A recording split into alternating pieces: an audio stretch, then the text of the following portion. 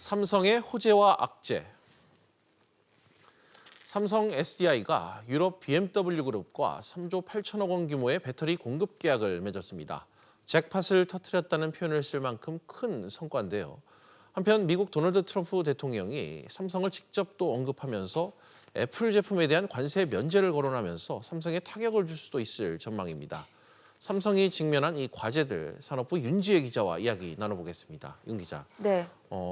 먼저 삼성 SDI가 BMW와 전기차 배터리 장기 계약에 성공했는데 이게 좀 산업계 안팎에서 어떤 의미를 갖는 겁니까?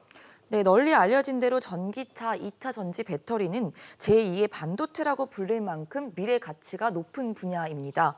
오는 2025년부터 이 글로벌 배터리 시장의 분기점이 될 거라는 예상이 많은데 이 시기에 맞춰서 글로벌 화학사들이 앞다퉈서 투자에 올인을 하고 있습니다. 네. 여기에 또 폭스바겐과 같은 완성차 업체들까지 뛰어들면서 수주 경쟁이 한층 더 치열해지고 있는 상황인데요.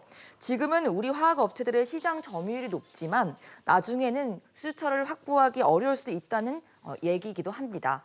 따라서 삼성 SDI가 10년 계약을 맺었다는 것은 앞으로 안정적인 수주처를 확보했다 이렇게 볼 수 있겠습니다. 네, 윤 기자.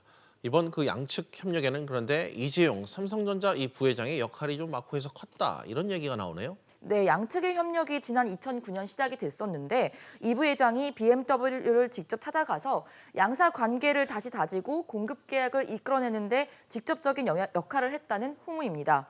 당시 전기차 배터리는 파나소닉 등 일본 업체들이 장악을 하고 있었기 때문에 BMW와 삼성 SDI가 공동 개발 프로젝트를 발표를 하자 업계에서는 큰 화제가 되기도 했습니다. 네, 이렇게 유럽 시장에서 삼성이 큰 호재를 거뒀지만 반면 미국에서는 좀 쓴소리를 들은 것 같은데 네. 트럼프 대통령이 직접 삼성을 거론하는 발언을 했다고요? 네, 그렇습니다. 미국 텍사스주 애플 공장을 방문한 트럼프 대통령이 우리의 문제는 삼성이라면서 삼성은 대단한 기업이지만 또 애플의 경쟁사 이렇게 말을 했습니다. 예. 그러면서 애플에 부과되는 관세를 면제해주는 방안을 검토하겠다 이렇게 밝힌 건데요.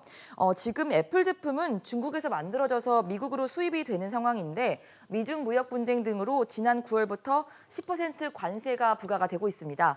반면 삼성전자는 이 미국 수출용 스마트폰이 베트남과 인도에서 생산이 되고 있기 때문에 중국 관세를 피하고 있는 상황인 거죠. 한마디로 예를 들어서 애플 스마트폰에 10% 관세가 부과가 되면은 $999인 아이폰 가격이 $1,099로 오르게 되는 상황인데 삼성 스마트폰은 가격 영향을 받지 않기 때문에 미국 시장에서 경쟁력이 생기는 겁니다.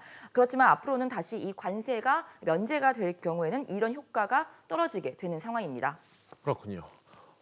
삼성 측 반응은 이 트럼프 대통령 발언과 관련해서 좀 나온 게 있습니까? 네, 국제 통상 이슈가 얽혀 있다 보니까 답변하기에는 좀 곤란하다 이렇게 말을 했습니다. 예.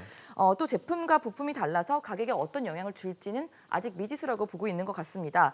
하지만 삼성에 대해서 이 트럼프 대통령과 애플의 본격적인 견제가 결국 공식화가 됐다고 볼 수 있습니다. 트럼프 대통령이 그간 강력하게 자국 우선주의를 실현해왔기 때문에 앞으로는 이 삼성에 어떤 형태로든 직간접적으로 타격을 줄 수밖에 없을 것이라는 전망입니다. 네, 윤 기자 잘 들었습니다.